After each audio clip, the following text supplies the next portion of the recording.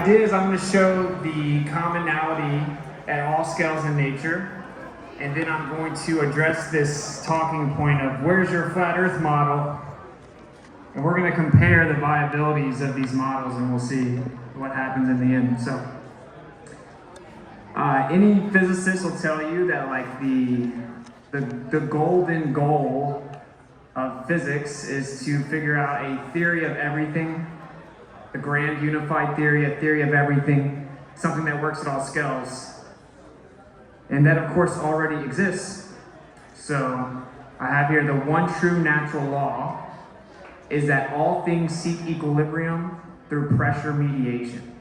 So you can see to the left here we have a bunch of natural designs, and all natural design is governed by the laws of physics, energy, frequency, and vibration. So literally everything that exists vibrates. There is no such thing as complete rest that exists. That doesn't exist. So this is an ancient principle. You can look as far back as the Vedas. All things are vibration. So simply just envision in your mind something vibrating, and it's therefore going to mediate pressure around it relative to its motion. This happens from the small scale to the big scale, and that is the actual unifying theory of everything. So at all scales this happens. Now this is, you Google an atom, this is what you see. It's a cartoon. But it is very interesting. You're going to see this geometric pattern quite a bit in this presentation. And they're obsessed with the idea of balls, you know, like balls, small balls, big balls everywhere. But there's some truth to it. So when things seek equilibrium, pressure mediates, you get like a spherical distribution of energy. And as you'll find out, they hijack that and then kind of try to claim everything was a sphere. Okay, so nature shows us the unifying expression all around us. You guys are probably familiar with sacred geometry, the Fibonacci sequence. It's literally in everything. Now, not everything reaches a perfect ratio, but it is in a process of doing so. So these are some Japanese flowers. I mean, there's an endless amount of examples, but the Fibonacci sequence is simply a geometric expression of vibrational displacement and pressure mediation. So like I said, the one true natural law is that all things seek equilibrium through pressure mediation. So you open up your soda, which you shouldn't be drinking. It equalizes to the area around you. Hot goes to cold, high pressure goes to low pressure. Side note, when people say that like positive charge attracts negative charge, well, if you talk to any physicists worth their salt, they'll tell you that we could have flipped those around. That was an arbitrary decision to call this one positive, this one negative. Believe it or not, there's not little plus signs floating around in the air. Positive charge is just the process of charging. Negative charge is discharging. So just like the high pressure goes to the low pressure, your coffee cools off in the surrounding air that's colder. The system that's charging has excess charge. The system that is charging needs charge, and then the system that's discharging has excess charge. So they equalize by migrating towards each other. It's actually acceleration, not attraction. Anyway. So everything can be explained by this, and if we're going to have any type of viable model or understanding of where we live, or of nature, the natural world, then it's going to have to work at all scales. Like I said, I hope some of our special guests are paying attention, because this seems to get lost on people. They think they can just compartmentalize reality, and oh, relativity works over here, but it doesn't work over here, and then up here it's a little different, and over here there's magic fairy dust, but over here there's not, and that's just stupid. So here's just some examples of the geometry you see everywhere, minus this little globe they slid in on us. But what is interesting is they say we live on a sphere, and that everything is made of spheres, but it seems like we live in a sphere of sorts. If you take a torus field or a double torus, of course that extends 360, you get a sphere. We live within that, and this is how they were able to basically hijack it and shove it onto a sphere for the most part. So here's some basic examples. Even the water cycle is this torus field. You have the entrance and the exit constantly cycling. Every animal, every human, they eat food, they expel waste. It's a cycle, just like a torus field. Everything is. And it's the process of seeking equilibrium. The water cycle is no exception. Everyone in here has a magnetic field, an electromagnetic field radiating around their body. And you can look into the Heart Institute. They do a lot of good work on this, and it shows when you show emotions of love or selflessness, this field actually increases in strength. And when you live in fear, if you're scared of something, if you have anxiety, then it actually gets weaker.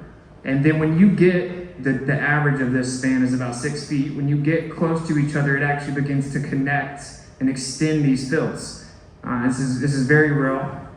And then the idea of the heart pumping blood, well, it circulates like a magnet. Long story short, even us and the energy field around us is the same pattern that's all over the entire quote-unquote universe, which is a stupid word. I say cosmos means order. So small to the big, we have this same geometry. So that is the theory of everything. There's a conjugate geometric expression in all things that's the same. We'll get into what those words mean in a second. So analogous ideas of harmonic oscillators or a toroidal vortex flow. I'm gonna have to change a couple words here, we'll talk about it. So we've been discussing the idea of harmonic oscillators at each point in space. Space is just a concept of emptiness. These points in space are not things yet. We refer to them as ether units. You can look back at Tesla, Heaviside, etc. They call them condensates or units. They are vortex flows made of fluid like ether that result from the oscillation of polarity. That is, the oscillation from the metaphysical realm of, quote, time and space. Both just concepts, so just take those words out because they're dumb. In fact, the reason we think time exists is because we try to quantify change and motion, and we looked at the sky. And our limited ability to understand the reciprocation of things going forward, since we do not, sit with our sensory input or output, we do not detect them, we just start to quantify things forward. There is no such thing as time, it isn't some physical entity. But anyway, I digress. To the physical realm of quote-unquote space and time. The point is that there is a metaphysical and a physical, and they're intertwined, and there's a bridge between the two. This oscillation, which again, everything vibrates, results in the inward flowing gravity, quote-unquote, and outward flowing electromagnetic radiation. Well, what is gravity? So gravity, of course, is just a theory needed to explain how the Earth can defy physics. And water can bend, convexly to the exterior of a spinning rock tucked away in an insignificant corner of the universe with gas pressure sitting in a vacuum, just chilling, no big deal. And everything else that they come up with. Gravity, gravity, gravity. So it is interesting that it's 2023. The theory of relativity has been debunked for over a century. And I can tell you, you're not going to get any rebuttals to any of this. You may get mockery and ridicule, but I've been waiting for about 5 years. So if you guys can find someone, hit me up. I'll have them on my show. So the theory of relativity is known to be wrong. In 1933, they looked out at the galaxy clusters, so just a cluster of galaxies, and based on relativity, there had to be a certain amount of mass to keep those galaxies inside the cluster. If there wasn't enough mass, they would escape. There wouldn't be enough gravity. And they looked, and it only had about 1% of the mass needed to keep those galaxies there based on relativity. But they stay there anyway. So instead of saying, my theory predicts 100 pennies, and there's only 1 penny, my theory must be wrong, they said, oh no, there must be 99 imaginary, invisible, undefined pennies there, I promise. And put it in the math, and let's just keep rocking out. That's almost a century ago. It's laughably inept. Anyone that tries to gaslight you about relativity, it's hilariously ironic. Of course, in its inception, it didn't work anyway. And another side note, in case you didn't know, so Einstein came up with special relativity, but he didn't come up with anything. He stole everyone else's work, put it together. And his idea was to show the viability of a heliocentric model, to show that, gravity within this heliocentric model is the only way that it can exist. And then by the end of it, he had to come out with general relativity in 1950, and I said, oh, turns out that they're both possible. So he tried to prove the heliocentric model. The best he could come up with is it's equally valid to say that the Earth is stationary and in the center. So anyway, long story short, you go to the top levels of physics now, people know relativity's bunk. It's trash. You have dark matter, you have dark energy, no answer for it. And people think it's science, people just start making up ideas about what it could or couldn't be. But mainstream physics is kind of split into two primary camps, and now you have relativity, which is at the least incomplete, needs to be changed, or you have modified Newtonian dynamics. So they're trying to revive Newton and modify it, and then you have a little in between where it's like a relativistic modified Newtonian dynamics. Believe it or not, if relativity was the most proven theory ever, I don't think that you would have tens of thousands of physicists that devoted their whole life to believing and promoting this cosmology, saying, okay, we gotta change it. And in fact, to have relativity, you must have dark matter, as we just discussed. 1933, Fritz Zwicky is the one attributed to discovering that, quote unquote. You need dark matter, but they're finding out, well, if we assume dark matter's there, then it must make up 80% of all matter in the universe, 78%. And when we look out and we assume it's there, it doesn't work, because the dark matter halos and the galaxies don't actually match the predictions. So we now know relativity cannot be true, even within this paradigm. That's why they're promoting modified Newtonian dynamics. I mean, they've actually just completely falsified the notion that there is dark matter. Moving on. So this is a very simple way to grasp what happens at all scales. And it's geometry. We have math, we describe things with math, but everything has a geometric expression. Everything is seeking equilibrium, it has a certain radius of expression, etc. And this geometry is seen throughout all of nature. And so conjugate just means intrinsically tied together, the other side of the coin, basically. You have heads and tails that are tied together. Conjugate, inverse, and tied together. So the conjugate geometry is a torus field. It has a vortex in the middle. Basically, it's like a donut. And then if you put that donut inside the sphere, it's out of a sphere. Everything outside of the donut would be the inverse of the geometry. You have the inside and the outside of the donut, right? It's a hyperboloid or a toroid. This is seen everywhere. If you look at the top left, this is a Ferrel cell image from the top, and then you see the side view here at the bottom. And this geometry is seen everywhere. So to not acknowledge it would be insane. That includes atoms and what they call protons. We all know that they're torus fields. Top level of quantum physics, oh yeah, there's torus fields everywhere. The actual story was that back in the day, when quantum started becoming a thing, they're like, oh, let's look at a smaller scale from these atoms, which they first claimed was the smallest unit that exists, of course. I covered that last year. This dude that looked like he ate people came up with some idea about atoms, and then he predicted that everything came from nothing and expanded without purpose. So I guess the Greeks knew about the Big Bang. So anyway, the point is that the real geometry is observed everywhere, and they looked at this like quantum scale and they saw, oh wow, there's way more things than we thought there were, and there's a bunch of torus fields everywhere. So then they started coming up with names for them because they act differently, they move differently, they spin differently, they vibrate differently. So, oh, it's a proton, neutron, pseudoscientific ton. They make up a million names. But the truth is that it's all just different manifestations of the same thing, which is just a torus field equalizing. So these are the actual building blocks of nature, and it's vibrational geometry. So, if you have like a table with sand on it and you play a song, you're going to see the sand move around and create a pattern based on the vibration. It's that simple. You could teach a 5-year-old the theory of everything. So we'll get to why is it not accepted. There must be a reason. So you see here, you got the seed of life, and you can rotate it 2 times, 8 times, and it shows you the 3D version here. And you guys have probably seen this, but I don't know if you realize how all around you it really is. So applying vibration to water produces the wide range of geometric patterns observed throughout nature. If you look here, you'll see all these different geometric patterns. It's called cymatics, vibration or sound affecting matter, the manifestation of matter, the distribution of matter. I would say this is the primary creative causal agent of pretty much everything, vibration. So you know how we already integrate these terms into our life, like, oh man, he's got a bad vibe. We're a suspect out here trying to make a hit piece, low vibration. You know what I'm saying? We use these words, they're very real. They're very real. And I think it actually is the gateway to very profound truths, as if, are there things above us? Can they come here? Can we leave here? How do we leave here? Do we have to have a certain vibration to leave here? And if we have too low of a vibration, do we go the other way? But they've taken these truths, and these aren't, I didn't discover this, these are thousands of years old. So here's some piano notes, I want you to get an idea of the visualization of the geometry. We have different geometric expressions, and they're all within a torus field overarching geometry, right? And we just have different vibratory manifestations of that. They're seen everywhere.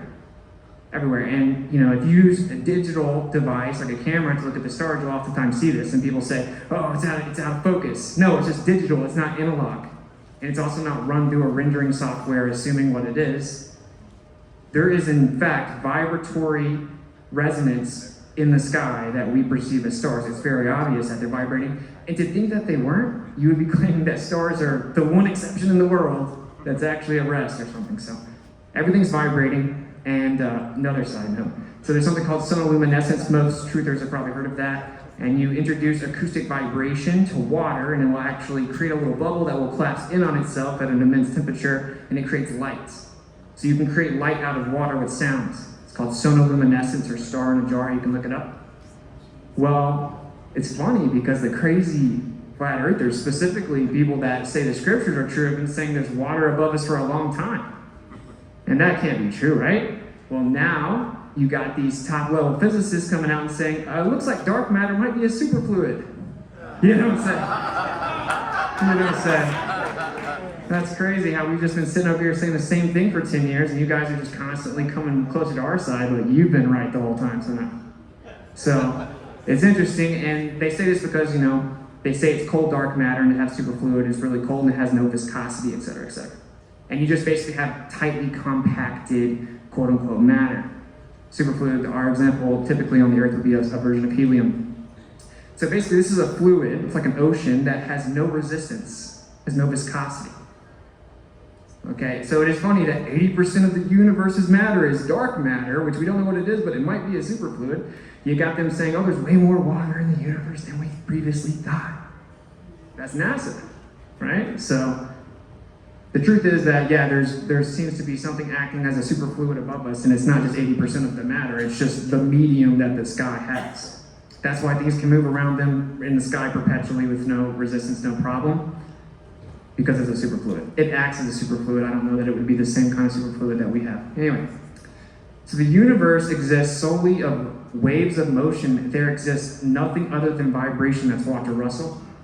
Here we have some the little stained windows in churches. They knew the importance of these geometric expressions for a long time. There's of course a theory that they harnessed, they did this so that you could have certain positive vibrations when they played music inside of it, and it was used as a place to go and heal.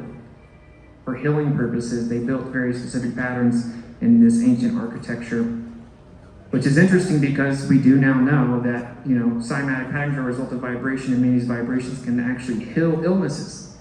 I won't get into the side note about what even illness is, because we've got Amanda Vollmer coming over here all day.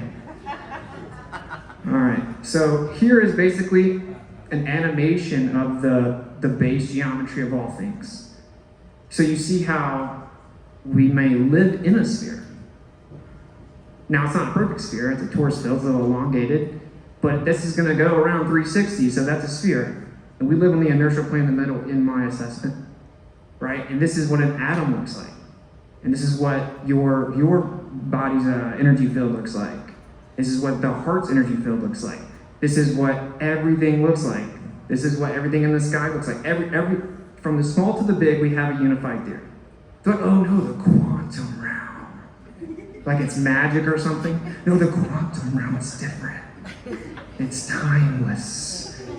And like, oh, the photon, it travels back in time and it can see you and knows what you're thinking. So then it decides to act like a wave because you were going to look at it. And then it went back in time and changed its mind.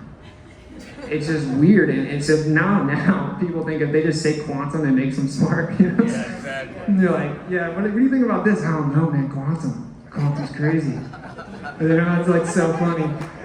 Wave-particle duality is stupid, not profound. I said this one time, I think that ineptitude conflates paradox with profundity, right? So if something doesn't make sense, if someone is a bit, let's just say, lacking in their own intellectual confidence, they think it's profound, it must be so smart, I can't get it. Or it's just stupid, bro. Just like what Einstein was talking about. Einstein himself said, I can't understand my theory. We know. So anyway, there's the base geometry to give a visual, and you know, the phenomena referred to as an atom is a real thing. It is just not what they say it is. Just like the electron is a real phenomena, but it's not a charge-carrying particle of matter that has no size or shape. What does that mean? It's stupid. All right. So there is no energy in matter other than that received from the environment, Nikola Tesla. Here we have bioelectromagnetism and fractal formation, the universal flow dynamics. So we see this everywhere. You can't really have beef with the creator. He put it everywhere. He's like, in case they don't get it, I'll even put it in the acorns. It's everywhere. It's everywhere. And you know, and if something doesn't fully seek equilibrium properly, or something does it off, it won't be the perfect ratio, but we see this same pattern everywhere. What is interesting about this, though, is that you receive things from the environment. Now, last year I covered the ether a bit, and I'm not going to veer off because we'd be here all day again. But basically, energy is not even defined in physics. They define it as the capacity or ability to do work. What? If I say, hey, what's a human? Oh, the ability to breathe oxygen. No, that's what humans do. What is a human? That's top level physics, the ability to do work. That's just ridiculous. So, and I'm not gonna lie, energy is a difficult thing to define. I would actually say it's consciousness or will, right? Resulting in vibratory displacement in the process of seeking equilibrium via pressure mediation. But my point is that they cannot define it, but we understand the gist of the premise. You know, it does give you the ability to do work. We receive this from our environment, and this goes for everyone here. That's why what you take in, who you surround yourself with, how you think, etc., is very important. All that to say, everything is creating these different geometric patterns, receiving energy from an outside source, an external source in the environment. Just Nikola Tesla, what does he know? So vortex motion is a consequence of nature's vibrational geometry. If you look here, you have if anyone ever watched any of my stuff, I show this picture so much, it's probably annoying, but this is a Ferrel cell image. And if you see, look at the top left, you're gonna see this pattern a lot as we go through this. And then of course you have a vortex. If you flip this picture over to the side where that white line is right there, I don't know how much I'm blocking the screen, but anyway, that would be the inertial plane, the block domain wall. So this geometry is what you live within. So I want to go through a few examples of phenomena, and then we'll see who has like the better model here. I had a much more intricate one, didn't say properly. Anyway, so polarization causes the same observed effect as eclipses. Oh, stupid flat earthers, how do you explain eclipses? It was like, how do you explain the shadow being so small, bro? Like, anyway, so if you have polarized lenses, you can get the same exact effect, like the different levels of shading and lighting, and the exact same effect we see in the eclipse. Electromagnetic polarization, of course, exists in the sky, and if there's any other type of body or any type of concentrated energetic phenomena, then you would get polarization in front of that. Now, exactly what eclipses are, I do not know for sure, but I'm just saying polarization does. A side note, if you want to stump, like I said, a lot of these things I'm giving you are some gems, and dude, just walk up in Harvard, bro, you're good. They're not gonna rebut it, I promise. I tried. Okay, and I'm hoping some of our special guests will help me out here, but for example, this actually debunks the idea that light is comprised of photons. So if light, I'm getting hit in the eye with photons right now, I just can't tell it. Alright, so this little photons are shooting out of this light and hitting me in the eye or whatever. So if I put a lens in front of it, and then the light keeps coming through, then I put another lens in front of it perpendicular to that, a polarized lens, it'll block all the light out. And if I add a third lens, the light comes back. Well, if the second lens was blocking little light balls, then how would it come back through it? It's called the quantum Venn diagram paradox. There is no answer. Photon debunked. So you got a problem now. You got no photon. You got no helios because you need the speed of light. So yeah, quantum Venn diagram paradox. But a side note, because my point here was that we can explain the eclipses with many different things, but that's just one of them. I covered this, I actually took this from my last presentation, but charging is the spatial, toroidal, divergent, magnetic aspect. I know that's a mouthful, but anyway, it's Cartesian, it has spatial extension, right? Spatial, like what we call like a length with breadth, blah, blah, blah. And it's diverging out out from the center, and it's the magnetic aspect of this conjugate geometry of the dielectric and the magnetic. Anyway, that's charging. People call it positive charge, which is a misnomer. Then you have discharging is the counterspatial. I mean, it isn't Cartesian. You can't describe it with length, width, breadth, etc. Hyperbolic, converging in dielectric. So you have the magnetic, the electric, the inside of donut, outside of donut. Pretty simple. Those words made it complicated. So everything is interconnected and in a constant process of pressure mediation or seeking equilibrium. And we see this all throughout nature. You see the heart there, the tree there, the leaf there, geographical, geological patterns. I flew here and I saw these dendritic Lichtenberg figures, is what they're called, everywhere. Okay, and it's because everything is seeking equilibrium at all times. This is basically a dielectric discharge, which that's what lightning is. Here are more examples of it. It's everywhere. You've seen it with lightning. You see it all in different land formations. Our bodies mimic nature because everything is undergoing the same process, which is always seeking equilibrium. So here's just more examples. They're endless. Just look at your arm. You see some veins there. They're all doing the same thing. We are intrinsically tied to the earth, which the earth actually means land. So that's just land in the water, but that's another presentation. So the electric energy which motivates us is not within our bodies at all. It is a part of the universal supply which flows through us from the universal source with an intensity set by our desires and our will. Walter Russell, which is very interesting. I'd never seen this quote until a few days ago, but that's what I actually think energy is as well. As he places energy's definition upon the shoulders of desire or will, it does require intention. So, and he invokes a universal source. So, long story short, there's a source, there's a primary mover, it's setting everything into motion, which is then trying to get back to its initial inertial state of rest. Inertial just means non-changing. So anyway, there's some more examples for you. It's all throughout your body, your brain, etc.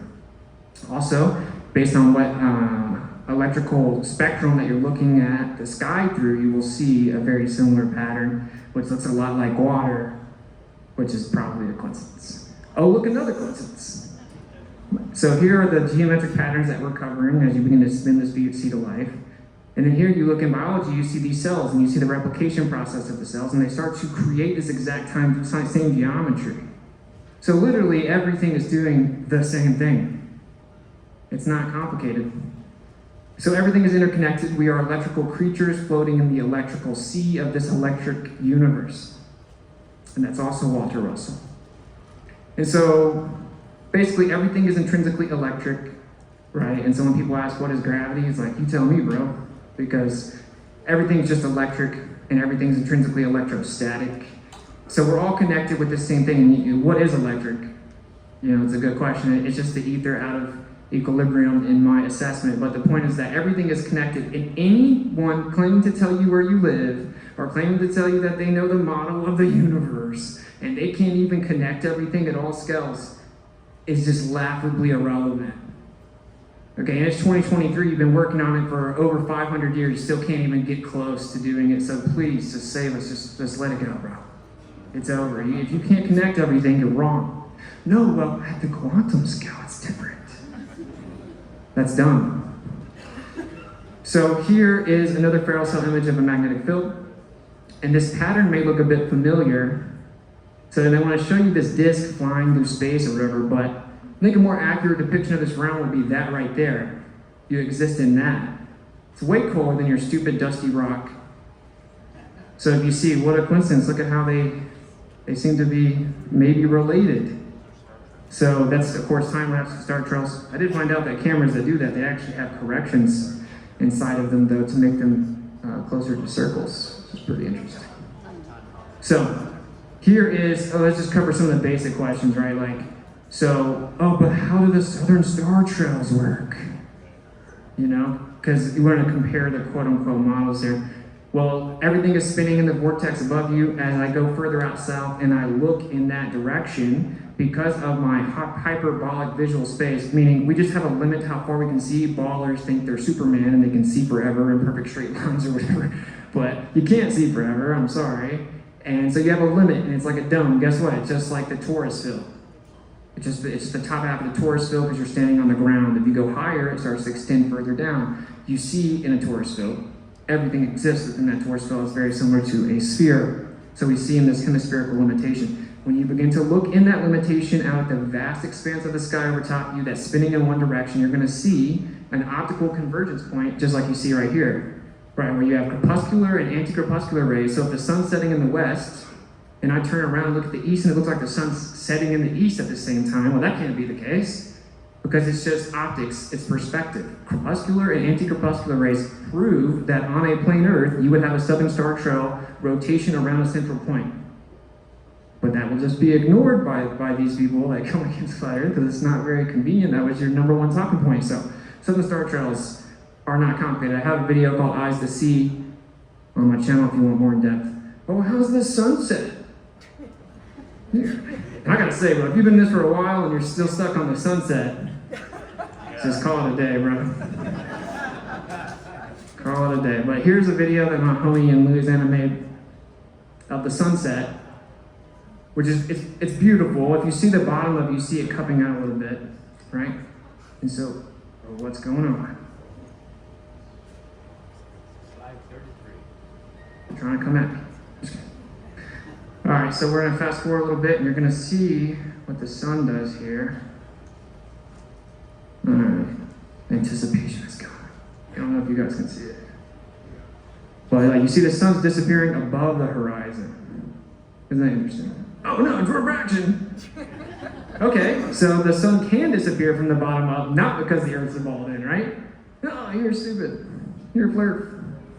So there you go. The sun just goes away from you. Now, even more interesting is if you look at that, you know, keep that visual in your mind where it's cupping out at the bottom like that. Then look at this. This is from Harvard, and they're doing a test on Rayleigh criteria. They took 2 lasers down a hallway and shined it into a machine where they altered the aperture, right? And they messed with the lens. And as it began to lose resolvability, it began to merge into each other. And you see at the bottom, it cups out just like that, right? So this would be the sunset, effectively. And the most dense part of the atmos is at the bottom, which means the light attenuates more there. There's more turbulence there. So you're going to lose resolvability there first. And the bottom of the sun, optically, going away from you, but is above you, so it looks like it's going down. That angle of view gets smaller sooner. So if the Earth is flat, you would have to have sunsets exactly like we have them. That also won't be rebutted because that's their favorite talking point. It's just weird. I'm hoping maybe some of our special guests will hook me up. So I gotta probably speed it up here. So day and night cycle, pretty simple. We have it here. You can demonstrate it, right? You can demonstrate it with a little dome if you want to. But a local light source where it's perfect.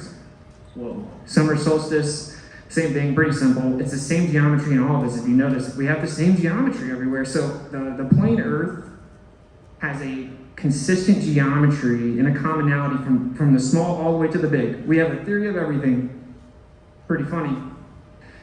So what about where the position of the sun isn't set in the right place? Well, we don't see the actual sun because, again, we're not Superman. We can't see forever. We see the actual or the apparent position. Hemispheric vision, if you see, here's a little depiction. So we observe the apparent position of the sun. Here's a depiction for you as it goes overhead. It's going to look like it's in a different position than it actually is because you don't see forever. You can do 50 different tests to prove this. Very simple. We can predict every single position of the celestial bodies, quote unquote, on a plane Earth with perfect accuracy. Here's the sun position data projected onto a plane surface over a year. They compiled all this data. And then you have it versus a pinhole camera long exposure of the sun for a year. Does that looks pretty similar? That's crazy. It's almost like everything makes sense or something. So again, this is what it gave us when we put the data into the computer. It gave us a torus field. It looks like the sun is breathing in and out in a torus field. Anyway, long exposure for a year matches exactly what it did. Here is an eclipse, and look at the apparent diffraction, the geometry within the observation. You look outside the circle, you'll see the little lines coming off of it. Wow, look at that. So we have an apparent solar eclipse, and then we have a Farrell cell magnetic field. Exactly the same thing. Look at that, everything matching up again. It can't be. Here's the path of the moon. Look, looks a lot like what they say an atom looks like. Same geometry, of course. That depiction of the atom just fits right in a torus field, because that's what it is. Oh, what about the moon? The vibration of the moon. There you go. Here's hemispherical limit. There, it's moving around. But guess what? This moon is just a flat piece of paper. So there you go. That's another one of the big questions. Here you do electro-optimizing of the sky. You will see that all the sporadic meteors come from the same primary sources, and whenever you actually film them throughout the year, and they did this during the daytime, which is why they were so shocked when they got the results back, it creates a pyramidal structure coming from above us, which is very interesting. That might be where you get the Illuminati symbol with the little eye coming down from you, because there's a central source of energy, and these sporadic meteors outline them with electro-optical imaging. Here's another depiction of it. And look, if you look closely here, you'll see where you would get the pyramid, right?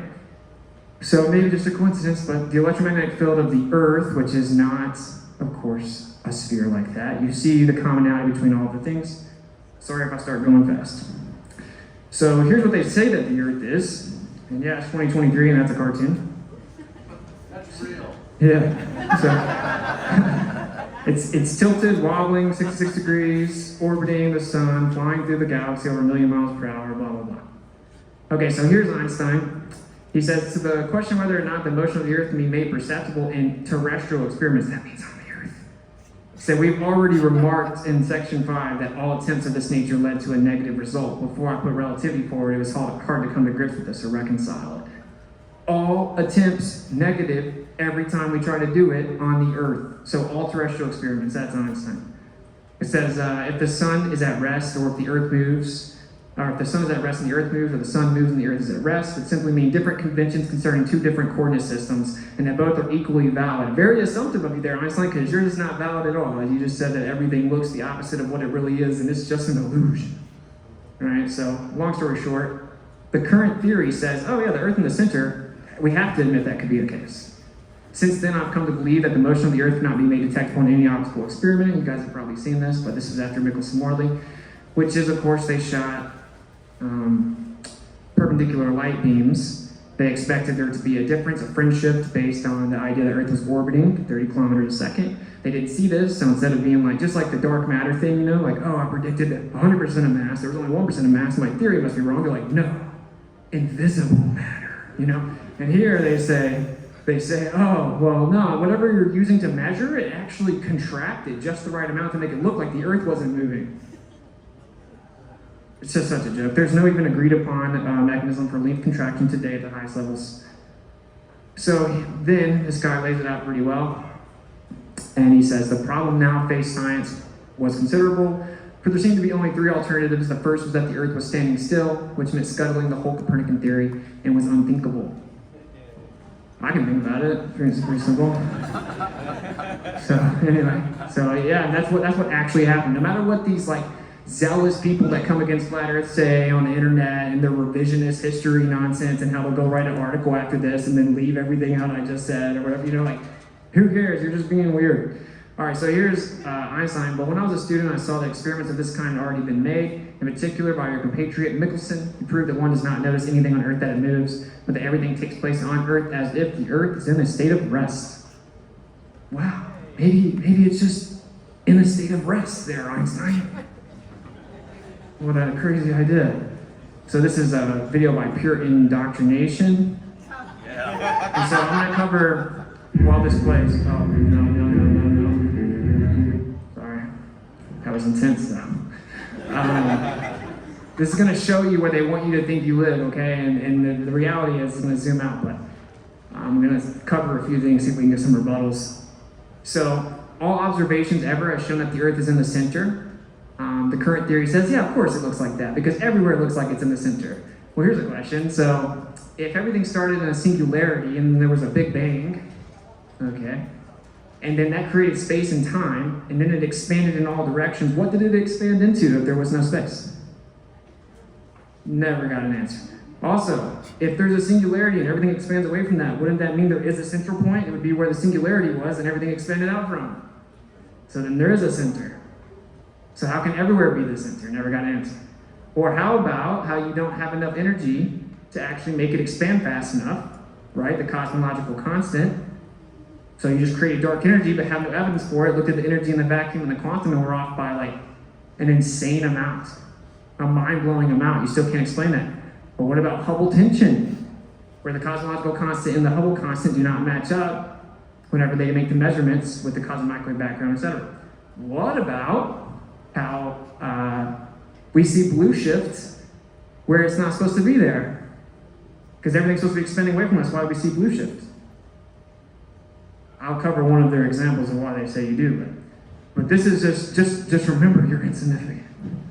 You're tucked away in a little corner, bro. You're a rock. Give me some money. Pay your taxes. Shut up. It's stupid. It just wants to make people just like, this is why though, because if they can make you feel insignificant, then they can be significant. And this is not even like a concerted, concentrated, conscious effort by people that push this lie. It's pride and ego. Maybe they have a job, they did it, whatever. And they get to be the source of information. Oh, I can tell you the truth about where you live. So, as you see, it just keeps going out and out, but I do always integrate in this same geometry. But also there's something called the flatness problem, which is for the quote-unquote universe to have expanded and been as flat as it supposedly is, there would have to be an insane energy density, and it defies the laws of physics to even think that it could happen. It defies like mathematical probability, statistical probability. It's called a fine-tuning problem, because the creator would have had to make it just the perfect amount, close to 0.0, like 70 zeros or something. 1, right? Is that close to 0? It had to be the perfect amount, or basically the universe would have expanded and had positive or negative curvature, but it's basically flat, according to them. It's called the flatness problem. So the point is that the two models are not equally valid. One model says, hey, look, all observations say that we're in the center. Maybe we're in the center, bro. And the other one says, no, bro, it's all illusion. You know, and it looks like we're in the center, but it's like a raisin in bread. And when you bake the raisins, all the raisins think that they're in the center of the loaf of bread. Or if you put an ant on a balloon and you blow the balloon up, well, the ant's so small compared to the balloon that it's going to think it's in the center of the balloon, even though really it's not. If you had a bunch of ants, they would all think that they're in the center. Well, there's a center of the balloon, though, isn't there? They can't even come up with an analogy. It's so stupid.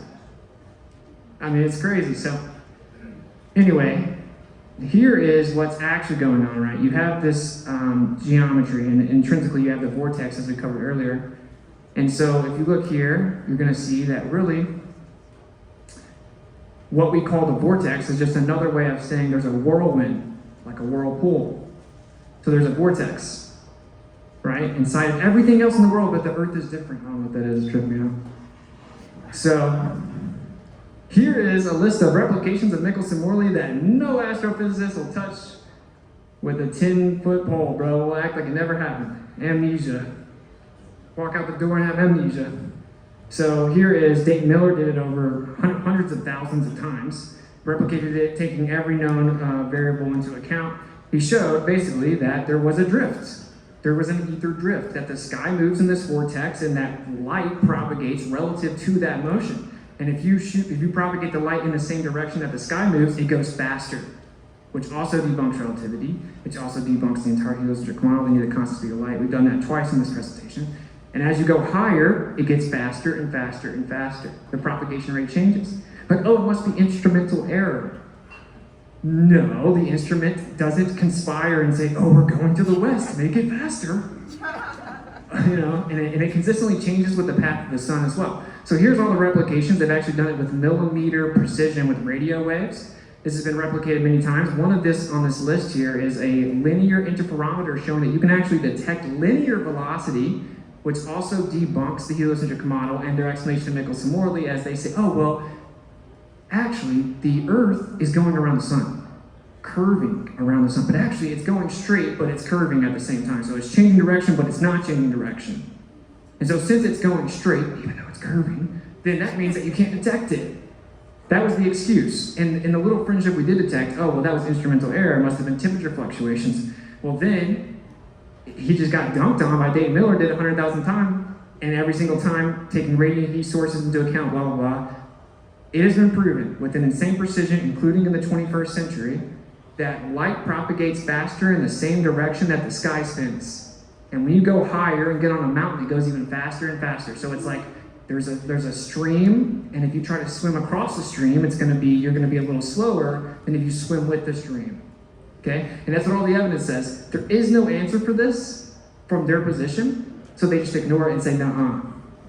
And in fact, Dayton Miller said, okay, you got to go higher to get the better results. So what did they do? They started doing the test in basements. They started, literally, they went underground. They're like, oh, it works better higher? Go underground. Like they're running from the truth or something. Like, oh, put it through a crystal and then change the length of the arms and go into the basement and keep doing it so you get it close to zero. What? So here's a list of them. You can look it up, but I've never got a rebuttal of this either. And so you have the vortex. This goes back to the electric field, the magnetic field, and you have the conjugate geometry. And that's why you get different angles as you go further out, because you're within the vortex. And so it's basically, this is the whole sky moves in connection with us. Just like the quote-unquote atom, or the proton, or the quote-unquote electron. Everything does the same thing, including the Earth. Okay, and so this is the explanation for why the light goes faster, is because you're going with the drift of the medium connecting the sky and us. It is the only viable answer, and it completely destroys the globe model, completely destroys it. And so again, this is why you see this right here. So let's compare the two a little bit more in the last few minutes. So we have the heliocentric model, which is everything is insignificant, you're insignificant, tiny speck of dust flying around, it's all random. And so therefore we're going to see redshift and blue shift everywhere because we're just out there, insignificant. Then Hubble looks out there and says, okay, never mind. Everything is moving in relation to the Earth, including distant galaxies. It's like everything's moving around us in the center. Oh, well, it's an illusion, and everything's accelerating and expanding in all directions and makes us look like we're in the center. So then we have the cosmic microwave background. I know I'm going through a lot, I'm sorry. So we have the cosmic microwave background, and so they expected the universe to be isotropic and homogeneous. Isotropic just means no preferred direction. And homogeneous, of course, being, smooth when it comes to this energy distribution. But what they saw was there was actually portions that were anisotropic, meaning it had a preferred direction, and there was inhomogeneous distribution. It was bumpy, if you will. This is background energy, background radiation. And when they followed the anisotropic sections, it intersected directly on the Earth out of the entire universe, and it's called the axis of evil, which is very scientific of them. And there is no rebuttal, dude. I've talked to, you name it, like, oh, well, we think the instruments were wrong. But you did it 20 times, dude. What's wrong with you? No, this can't be true. I mean, my religion's wrong. That's all there is to it. So anyway, if we take the data for what it actually says instead of having some religious bias because we're scared to not conform, what you'll see is all of a sudden everything makes sense. Look at all the quote-unquote planets and how they move in relation to the Earth, and they make the same exact geometry of the torus field. There it is right there on the right. So here is Mars' path from a geocentric position. Same thing, fits right in the torus field. So one side makes tons of sense and is super coherent, and one side just doesn't even answer the questions. So geocentric path of all the planets, quote unquote here, of course, planet A means wanderer. It's not what they said it is, but don't got time for that. So here is, I think, a pretty good summary of how it goes, right? So how we said, oh, there's fluid in the sky, right? No, it can't be. Bible's stupid. Bible's stupid, it can't be. So, well, now they're saying dark matter must be a superfluid, right? I told you that. Well, here they say that the dead star's magnetic field tricked astronomers into thinking it was heading our way. So they looked at a star and it had blue shifts, and they said, okay, that must mean it's coming towards us. Because that's how they interpret everything. Red shift means everything's going away from us because it has to be. And so blue shift means it must be coming towards us. And they had to come out and admit, oh, never mind, it was the star's magnetic field that did it. Meaning they've now conceded that the redshift, blue shift phenomena will be directly caused by magnetic fields. Which we know this, right here, we can do it, we already knew that. So when you're in a giant torus field and it's diverging away from you, so of course you see a lot of redshift. Because you have a divergent property coming out from the center. So the sky looks like it has redshift. It's an electromagnetic phenomenon. It's called electromagnetic retardation. So what's funny is that they've come out and admitted this. So you guys know so much about everything that you thought that a star was going to come hit us or something, come through our solar system, and never mind, it was just magnetism. So long story short, our model wins again. Because this is just a property of the magnetic field. It can be red or blue, but you're going to see much more background redshift because you're inside the divergent field of the torus field. So there you go. Check another box.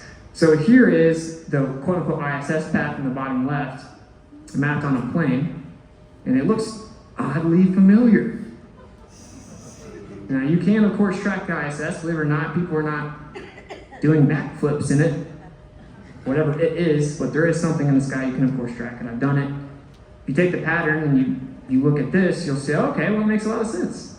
Especially whenever you try to conceive of the supposed speed, they say, 17,500 miles per hour, 5 miles a second.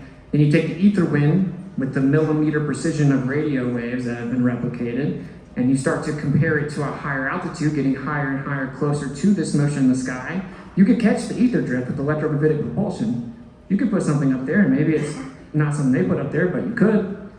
So anyway, here are all the planets, quote-unquote planets' paths, right? And then here is the ISS path, and it all fits perfectly within this magnetic field image, this torus field of the Ferrel cell image. So here I'm going to speculate a bit to close it out. So plasma is ionized gas. And so we know we have an electric gradient on the Earth, right? So the higher you go, the more electric potential there is. All right, we have 100 volts per meter on average as you increase. And so the charge increases, the potential charge increases as you go higher. And what it does is it goes down towards the Earth to seek equilibrium. There's an energy flow going down to equilibrium. It's like the celestial wind just blows lightly down on the Earth. It creates the up and down. Slight downward bias. Everything seeks equilibrium relative to this. Okay, so we have ionization potential increasing. Of course, they say there is an ionosphere, which don't have time. So the point is that it looks to me that there are layers of plasma, and they slightly change as you get higher and higher, and plasma may be the key to understanding everything. Maybe there are 7 layers. Maybe you can go into the first couple layers if you shoot a rocket up there, or whatever, right? Maybe you could go all the way through based on your vibration, because if you have a certain vibration, you can penetrate ionization, right? You have to have a higher frequency than the ionization is. So I think, just like here, you have the plasma contained within a magnetic field. I think that we have this torus field, we have plasma layers, and it seems like there's some type of potential super solid at some point, which means it's semi-permeable, it has really no viscosity, it's kind of a mind-blowing name, super solid. And then there's superfluid above us. And it's all within the same geometry. So basically, and I had to kind of run through a lot of stuff, but my point is if you put the two ideas beside each other and close, and you have one that says, okay, yeah, it looks like we're in the center, all observations show us that we're in the center, but it's all just an illusion. And there's something called dark matter, right? And we can't define it, we don't know what it is, but it must be something like a superfluid, or dark energy, we don't know what it is. We have the flatness problem, the horizon problem, the Hubble tension problem, all these major catastrophes, none of it works, gravity doesn't work, you don't even have the primary causal agent for any of it. The other one says, okay, everything's intrinsically electric and electromagnetic, you always have an action and a reaction, you have a superfluid type of medium, and then you have the same conjugate geometric expression throughout the entire cosmos, from the small to the big, and everything overlaps and fits within it perfectly. And the reason that everything looks like it's moving around the Earth is because everything is moving around the Earth. So, pretty simple. So yeah, back to the first slide, and that's kind of the conclusion, is just that there's one true law, is that all things seek equilibrium, and this gives you a geometric pattern, and that's the key to understanding the scale of all things.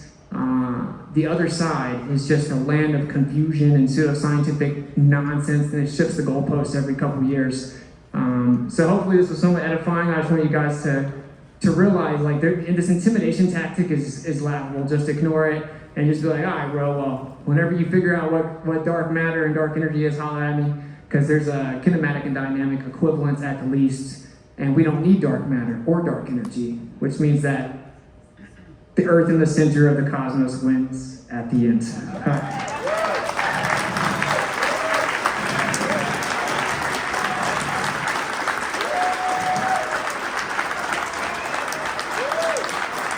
Happy Whitsitt, everybody.